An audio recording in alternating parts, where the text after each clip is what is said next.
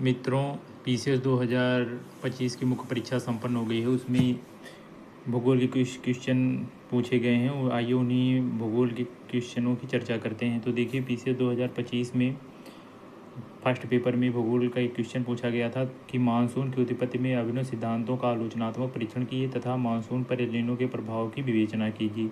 तो यहाँ पर अभिनव सिद्धांतों का आलोचनात्मक परीक्षण करना है। इसका अर्थ है कि उसके सकारात्मक और नकारात्मक पक्ष को दोनों का लिखना है।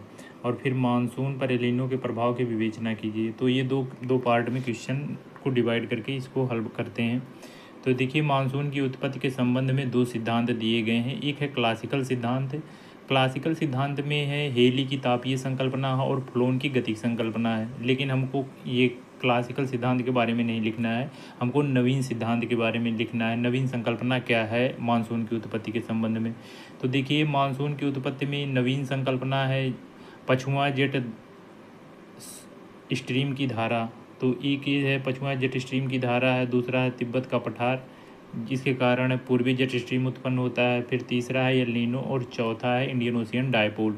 ठीक है, अब देखिए एक एक करके देखते हैं कि जो पछुआ जेट स्ट्रीम भारतीय मानसून को कैसे प्रभावित करता है। तो पछुआ जेट स्ट्रीम शीत ऋतु के बाद जैसे ही पछुआ जेट स्ट्रीम उत्तर भारत की ओर खिसक जाता है, खिसक कर हिमालय के उत्तरी भाग में चला जाता है, तो उत्तर भारत में निम्न वायुदाब का विकास हो जाता है जिसके कारण दक्षिण पश्चिम मानसून सक्रिय हो जाता है। ठीक है, लेकिन अब यही शीत ऋतु के समय में जैसे ही पछुआ जेट स्ट्रीम भारत के उत्तरी भाग में प्रवेश करता है, यानी गंगा यमुना के दोआब में पंजाब हरियाणा राजस्थान इस वाले क्षेत्रों में जैसे ही प्रवेश करता है, तो इस क्षेत्र में क्या हो जाएगा, उच्च वायुदाब का विकास हो जाता है जिससे दक्षिण पश्चिम मानसून उत्तर पूर्वी मानसून में परिवर्तित हो जाता है। इस उत्तर पूर्वी मानसून के कारण तमिलनाडु में वर्षा होता है। देखिए, यहाँ पर मानसून की उत्पत्ति के संबंध में दिया है, ये नहीं पूछा है कि दक्षिण पश्चिम मानसून है कि उत्तर पूर्वी मानसून है।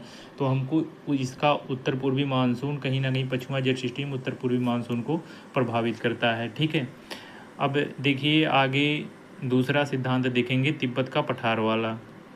अब देखिए, यहाँ पर तिब्बत के पठार के संदर्भ में जो दिया गया है यहाँ पर, अब देखिए यहाँ पर तिब्बत के पठार के संदर्भ में जो संकल्पना दिया था उसको पी कोटेश्वरम ने दिया था। ठीक है, उन्होंने माना कि ये तिब्बत का पठार जो जिसकी औसत ऊंचाई लगभग 5 किलोमीटर है और इसका क्षेत्रफल लगभग 2 लाख वर्ग किलोमीटर है।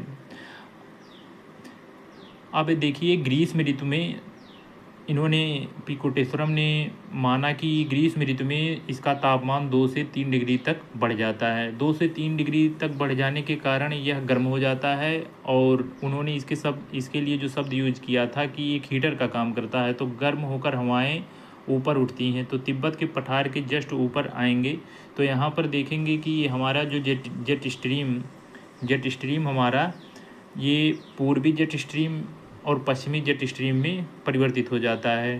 ठीक है, एक मिनट, ये है यहाँ पर देखिए तिब्बत का पठार है। तिब्बत के पठार के जस्ट ऊपर हवाएं जब गर्म होकर उठेंगी, यहाँ पर तापमान उच्च है तो दाब क्या हो जाएगा, निम्न हो जाएगा। लेकिन इसके ऊपर जहाँ पर हवाएं उठेंगी, मान लीजिए हवाएं कहीं यहाँ पर जा रही हैं उठकर, और यहाँ पर क्या हो जाएगा, उच्च वायुदाब का हो जाएगा। तो वहाँ पर होती है प्रतिचक्रवातीय दशा उत्पन्न। ये प्रतिचक्रवातीय दशा के कारण ये हमारा ये जेट स्ट्रीम जो अभी दक्षिण भारत में था, ये उत्तर की ओर खिसक जाता है। उत्तर की ओर खिसकने के कारण ये जेट स्ट्रीम 2 भागों में डिवाइड हो जाएगा, एक पश्चिमी जेट स्ट्रीम और दूसरा पूर्वी जेट स्ट्रीम। अब यही पूर्वी जेट स्ट्रीम यहाँ पर देखिए, ये पूर्वी जेट स्ट्रीम देखिए ऐसे यहाँ पर हिंद महासागर में उतरता है, इसका अवतलन होता है। अवतलन जब यहाँ पर होगा तो यहाँ पर क्या कर देगा कि ये वायुदाब को उच्च कर देगा। ये वायुदाब जब उच्च हो जाता है और इसी समय ग्रीष्म ऋतु में देखेंगे कि भारत पर यहाँ पर उच्च तापमान के कारण यहाँ पर दाब क्या होता है, निम्न होता है। तो यहाँ उच्च वायुदाब है, यहाँ प्रेशर हाई है और यहाँ पर प्रेशर क्या है, लो है। तो हवा क्या करती है, उच्च वायुदाब से निम्न वायुदाब की ओर जाती है। देखिए, हवा जब उच्च वायुदाब से निम्न वायुदाब की ओर जाएगी तो यहाँ पर है हिंद महासागर में है जलवाष्प, इसी जलवाष्प को ग्रहण कर लेगी और भारत में वर्षा करती है। ठीक है, तो पी कोटेश्वरम का यही मानना था। लेकिन अब इसमें क्वेश्चन में पूछा गया है कि आलोचनात्मक परीक्षण करना है, तो आलोचनात्मक परीक्षण में यही देखेंगे पी कोटेश्वरम ने अपने सिद्धांत में ITCZ को सम्मिलित नहीं किया है, जबकि भारतीय मानसून पर ITCZ का व्यापक प्रभाव पड़ता है, तो इसको एक इग्नोर कर दिया, तो इसकी एक आलोचना हो गई। दूसरा है कि इस सिद्धांत द्वारा मानसून की अनियमितता को नहीं समझाया जा सकता है, क्योंकि प्रत्येक वर्ष मानसून एक जैसे नहीं रहता है। कभी मानसून जल्दी आ जाता है, कभी मानसून देर में आता है, कभी सूखा की स्थिति उत्पन्न हो जाती है। आप देखेंगे कि जैसे जब मानसून सक्रिय हो जाता है जून के बाद, जुलाई अगस्त सितंबर, तो कभी कभी 15-20 दिन तक देखेंगे कि मानसून बारिश ही नहीं हो रहा है, जबकि तिब्बत के पठार से गर्म हवाएं लगातार गर्म होकर उठेंगी और यहाँ पर उनका अवतलन होगा, दक्षिण पश्चिम मानसून सक्रिय होगा। तो इस सिद्धांत की इस कमी को इन्होंने व्याख्या नहीं किया था। फिर कोटेश्वरम ने हिमालय की भूमिका का कहीं पर जिक्र नहीं किया। देखिए यहाँ पर हिमालय क्या करता है कि एक देखिए यहाँ से एक मिनट, हिमालय यहाँ से साइबेरिया से आने वाली, हिमालय देखिए ये हिमालय है, तो यहाँ से साइबेरिया से आने वाली ठंडी हवाओं को रोकता है, जिसके कारण यहाँ पर निम्न वायुदाब होता है। निम्न वायुदाब जब यहाँ पर होगा तो उच्च वायुदाब से निम्न वायुदाब की तरफ हवाएं जाएंगी, तभी वर्षा होगा। तो कहीं ना कहीं अगर हिमालय ना होता तो साइबेरिया की ठंडी हवाएं आती, तो यहाँ पर निम्न वायुदाब ना बन पाता, तो भारत में वर्षा ना होता। इस सब का जिक्र नहीं किया। दूसरी बात है, हिमालय क्या करता है, अवरोध उत्पन्न करता है। हिमालय यहाँ पर अवरोध उत्पन्न करता है। यहाँ पर देखिए हिमालय है, और हिमालय यहाँ पर देखिए अवरोध उत्पन्न कर रहा है। अवरोध उत्पन्न करने के कारण भी भारत में वर्षा होती है। अगर ये अवरोध ना होता हिमालय पर्वत का, तो भारत में दक्षिण पश्चिम मानसून द्वारा वर्षा ना होता। तो पी कोटेश्वरम ने जो ये सिद्धांत दिया था पूर्वा जेट स्ट्रीम का, कहीं ना कहीं इस बात का मेंशन नहीं किया था। ठीक है, अब देखिए एल नीनो की संकल्पना क्या है। एल नीनो की संकल्पना और इंडियन ओशियन डायपोल, दो और देखते हैं। इसमें पूछा भारतीय मानसून की उत्पत्ति को प्रभावित करने वाले कारकों का आलोचनात्मक परीक्षण करना है, तो ये हम दो देख लिए।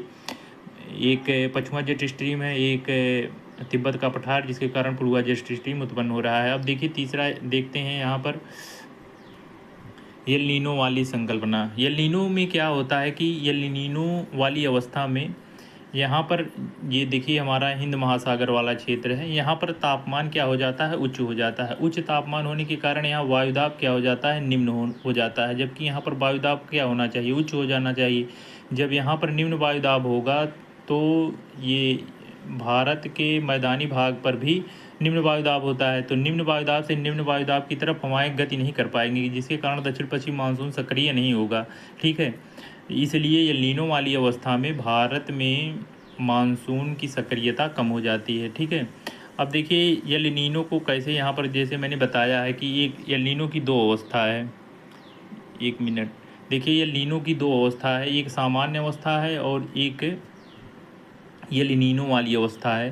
तो एल नीनो वाली अवस्था में वाकर सेल बनता है। देखिए एल नीनो वाली वाकर सेल बनता है, तो यहाँ पर प्रशांत महासागर का दक्षिणी अमेरिका के पश्चिमी तट वाला भाग, यहाँ पर देखिए गर्म होकर हवाएं ऊपर उठ रही हैं, फिर यहाँ पर आ रही हैं और फिर यहाँ पर नीचे अवतलित हो रही हैं। तो देखेंगे इस वाले रीजन में ऑस्ट्रेलिया के उत्तरी भाग में, यहाँ पर पापुआ न्यू गिनी है, इंडोनेशिया, ये सब क्षेत्रों में यहाँ पर क्या हो जाता है, हवाएं जब यहाँ पर नीचे उतरेंगी तो यहाँ पर तापमान प्रतिचक्रवातीय दशा होगी। तो प्रतिचक्रवातीय दशा होने के कारण यहाँ पर तापमान अधिक हो जाएगा। तो यही तापमान कहीं ना कहीं हिंद महासागर में भी इसका प्रभाव रहता है। तो वाकर सेल जो की दिशा है विपरीत हो जाती है। पहले वाकर सेल की जो सामान्य अवस्था, देखिए यहाँ पर हमने सामान्य अवस्था को दिखाया है। तो जब इस प्रकार की अवस्था होती है तो यहाँ पर देखिए नमी को हिंद महासागर में लेके आ रहा है। इस नमी के कारण हिंद महासागर का दाब जो है अधिक बना रहता है। तो सामान्य अवस्था में दाब अधिक बना रहता है, जिससे दक्षिण पश्चिम मानसून सक्रिय होता है। लेकिन एल नीनो वाली अवस्था में वाकर सेल निगेटिव हो जाता है। वाकर सेल निगेटिव होने के कारण यहाँ पर तापमान उच्च हो जाता है, क्योंकि ये नमी को ला नहीं पाता है। इसीलिए एल नीनो वाली अवस्था में भारत में मानसून कमज़ोर पड़ जाता है। फिर हमने एक और डिस्कस किया था एक और सिद्धांत के बारे में, जिसका नाम है इंडियन ओशियन डायपोल। देखिए इंडियन ओशियन डायपोल क्या होता है कि यहाँ पर देखिए ट्रेड विंड चलता है, मतलब ये वाला रीजन यहाँ पर इक्वेटर के पास में, तो ट्रेड विंड चलता है, हवाएं इधर से आएंगी, उत्तरी गोलार्ध दक्षिणी गोलार्ध से दोनों तरफ से हवाएं आ रही, यहाँ पर हवाओं के प्रभाव के कारण यहाँ पर जल पूरब से पश्चिम की तरफ जा रहा है। तो यहाँ पर देखेंगे इस वाले क्षेत्र में अपवेलिंग की घटना घटती है और यहाँ पर डाउनवेलिंग होता है। सतही जल, गर्म जल यहाँ इस क्षेत्र में आ जाता है, जिससे यहाँ पर तापमान क्या हो जाता है, उच्च हो जाता है। यहाँ पर देखेंगे तापमान क्या है, निम्न है। तो इसी को इंडियन ओशियन डाइपोल बोलते हैं, पॉजिटिव है। मतलब इसका पश्चिमी भाग, इसके लिए पश्चिमी भाग का तापमान उच्च होना चाहिए और पूर्वी भाग का तापमान निम्न होना चाहिए। तो इंडियन ओशियन डाइपोल पॉजिटिव होगा। लेकिन एल नीनो वाली अवस्था में क्या होता है कि यहाँ पर पश्चिमी भाग का देखेंगे तापमान क्या हो जाता है, कम हो जाता है, और पूर्वी भाग का तापमान अधिक हो जाता है, क्योंकि ये वाकर सेल यहाँ से गर्म हवाएं लेकर आ रहा है। ठीक है, तो ये यहाँ पर तापमान अधिक हो गया, यहाँ पर तापमान कम हो गया। तो इंडियन ओशियन डाइपोल क्या हो गया, निगेटिव हो गया। तो इसके कारण जब निगेटिव हो रहा है तो ये हमारा दक्षिण पश्चिम मानसून, यहाँ पर वायुदाब क्या हो जाता है, कम हो जाता है। तो वायुदाब कम हो जाएगा तो दक्षिण पश्चिम मानसून की सक्रियता कम हो जाती है। ठीक है, तो इसका मतलब हमारा इंडियन ओशियन डाइपोल पॉजिटिव होना चाहिए। ठीक है, अगर इंडियन ओशियन डाइपोल निगेटिव है तो दक्षिण पश्चिम मानसून की सक्रियता नहीं हो पाएगी और हमारा मानसून सक्रिय नहीं हो पाएगा। ठीक है,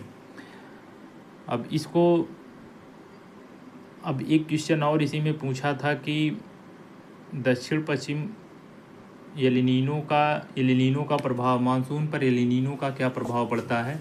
तो देखिए, मानसून पर एल नीनो का प्रभाव ये होता है कि जैसे एल नीनो वाली अवस्था में हिंद महासागर का तापमान बढ़ जाता है, जिससे निम्न वायुदाब का विकास हो जाता है। फलस्वरूप दक्षिण पश्चिम मानसून सक्रिय नहीं हो पाता है, जिसके कारण भारत में वर्षा नहीं होती है और सूखा की स्थिति उत्पन्न हो जाती है। तो एक ये है, सूखा की स्थिति उत्पन्न हो जाता है। दूसरा देखेंगे कि सामान्य अवस्था में वाकर प्रसंचरण भारत की ओर नमी लाता है, लेकिन जब एल नीनो वाली अवस्था में तो यह वाकर प्रसंचरण बदल जाता है, जिससे नमी की आपूर्ति घट जाती है और हिंद महासागर का तापमान बढ़ जाता है, जिससे मानसून कमज़ोर पड़ जाता है। तो यहाँ पर देखेंगे कि भारतीय मानसून को प्रभावित करने वाला, निष्कर्ष के रूप में देखेंगे कि भारतीय मानसून को प्रभावित करने वाला कोई एक कारण नहीं है, बल्कि इसके लिए अनेक कारण जिम्मेदार हैं। ठीक है, तो एक चीज़ और देखिए, यहाँ पर इसका मैंने आलोचनात्मक नहीं किया, जैसे एल नीनो की संकल्पना के संदर्भ में, और इसका भी आप आलोचना कर सकते हैं। जैसे कि एल नीनो वाली अवस्था है, लेकिन यदि इंडियन ओशियन डाइपोल पॉजिटिव है तब भी मानसून सामान्य होगा। एल नीनो होना ज़रूरी नहीं, इंडियन ओशियन डाइपोल पे भी डिपेंड करता है। ठीक है, तो यहाँ पर एल नीनो है तो ये हमेशा ये नहीं, ज़रूरी नहीं है कि मानसून कमज़ोर ही होगा। लेकिन यदि इंडियन डाइपोल पॉजिटिव है तो मानसून एल नीनो वाली अवस्था में होने के बावजूद भी मानसून सामान्य होगा। फिर इसकी इंडियन ओशियन डाइपोल का क्या है, इंडियन ओशियन डाइपोल अगर एल नीनो वाली अवस्था में है तो सामान्यतः यह देखा जाता है कि इंडियन ओशियन डाइपोल निगेटिव है। ठीक है, तो इससे मानसून कमज़ोर हो जाता है। लेकिन ये हमेशा ज़रूरी नहीं है कि Indian ocean dipole El Nino के कारण इंडियन डाइपोल हमेशा निगेटिव हो, कभी कभी पॉजिटिव भी होता है। तो इसकी ये आलोचना देख सकते हैं, नवीन सिद्धांतों की आलोचना है। और यहाँ पर यही पूरा क्वेश्चन था। एक बार इसको देखिए, फिर से स्लाइड करके देख लेते हैं। और यहीं पर 4 चीज़ें लिखनी है नवीन संकल्पना में। ठीक है, एक है पछुआ जेट स्ट्रीम है, पछुआ जेट स्ट्रीम है, तिब्बत का पठार है, लीनो है, इंडियन ओशियन डाइपोल है। फिर इसकी व्याख्या करते जाइए, थोड़ी आलोचना करते हुए, क्योंकि आलोचनात्मक विश्लेषण पूछा हुआ है, करते जाएंगे। एल नीनो की संकल्पना, फिर है इंडियन ओशियन डाइपोल है। थोड़ा सा ये चित्र बना दीजिए और इसको दिखा दीजिए, एल नीनो का प्रभाव है। ठीक है, अब लास्ट में फिर यही जो है निष्कर्ष के रूप में जब आप लिखेंगे तो निष्कर्ष के रूप में यही लिख सकते हैं कि इन भारतीय मानसून पर किसी एक कारक का प्रभाव नहीं है, लेकिन बहुकारकों द्वारा निर्धारित होता है। जैसे ITCZ का मूवमेंट है, इंडियन ओशियन डाइपोल पॉजिटिव होना चाहिए, एल नीनो वाली अवस्था नहीं होनी चाहिए। तो ये सब चीज़ें अगर नहीं होंगी तभी भारतीय मानसून सक्रिय होगा। तो किसी एक कारक पर डिपेंड नहीं करता है, भारतीय मानसून बहुकारकों पर डिपेंड करता है, निर्भर करता है। ठीक है, निष्कर्ष के रूप में लिख देंगे।